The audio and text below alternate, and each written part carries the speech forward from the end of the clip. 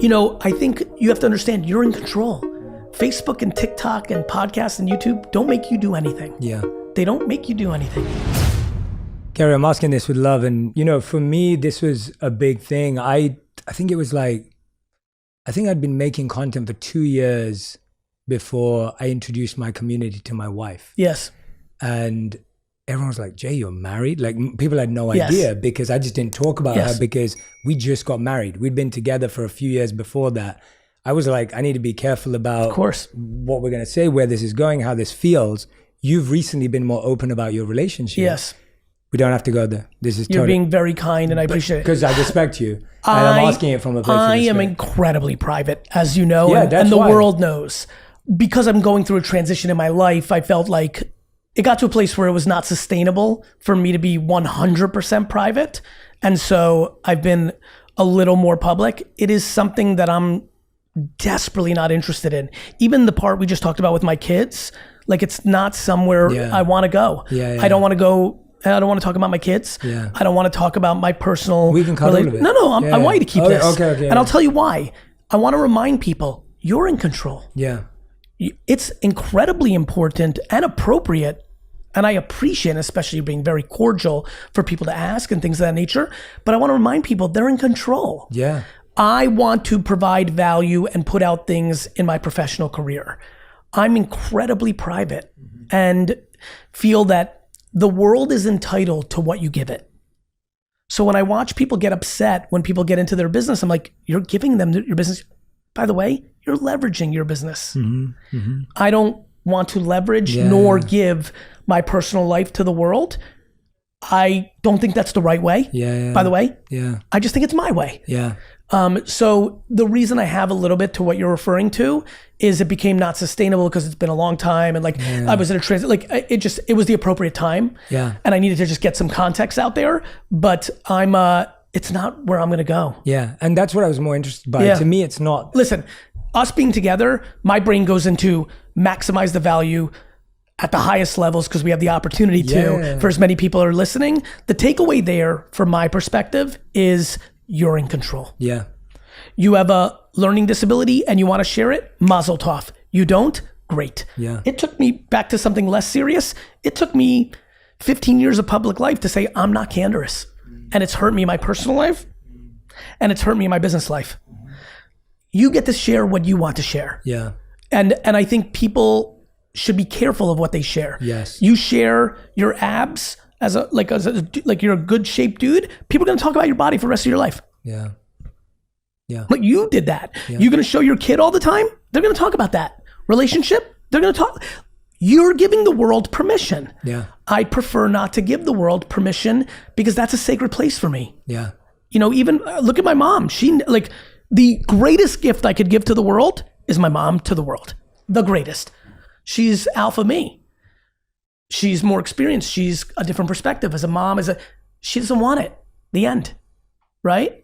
I thought my dad and mom would be reverse. My dad, I never thought would love the limelight so much. But so I think if you're listening right now, please, if you're not going on social media because you have a skeleton in your closet, you have a disease, you have a bad, situation, you're like me, and grew up in a family where personal life is private. That's, I think, in Russia, that was people would go to jail if anybody knew anything about you. So I think it ingrained in my parents, which then ingrained in me and my sister and brother, we're private that way. I think you have to understand you're in control. Facebook and TikTok and podcasts and YouTube don't make you do anything. They don't make you do anything.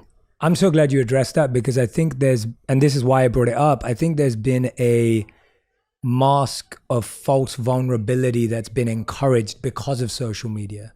So people think that the more vulnerable or more open you are, that shows authenticity. I totally disagree. I love you for that. Right? You're going to a very smart place.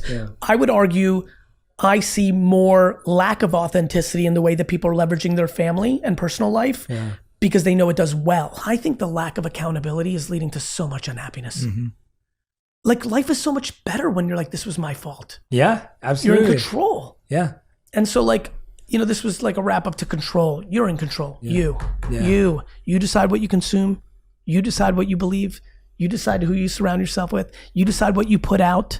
Take on accountability. Yeah. Everybody wants the blame right now. The algorithm, they're acting as the algorithms are like hypnosis. And I understand endorphin hits and all that, but like you can delete the app. You can. Like, where's accountability in this? Yeah. Right? Yeah, absolutely. Like, we have alcohol, we have tobacco, we have drugs, we have weapons, and we have all sorts of issues, but most people play within moderation. That's on you. Yeah. And it's a tough truth, right? It's a tough truth. It's a tough truth. Especially when you're unhappy. Yeah, yeah. That goes back to why it's important. It's like the chicken and egg. It's like working out. Like, I got into better shape the last 8 years. Nothing comes less natural to me.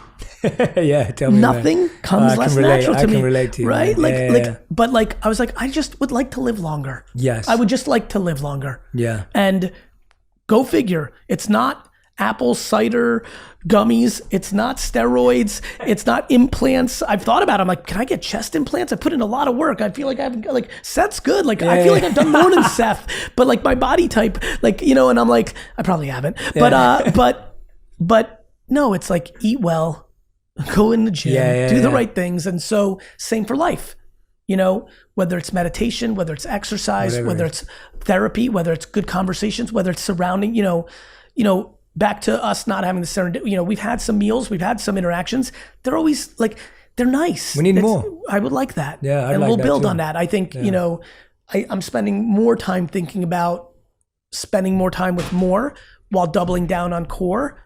You know, you know, because I did a really good job in the last 10 years of doubling down on core, but I think being as busy and I love what I do, you know, I really do want to build out more of a friend network.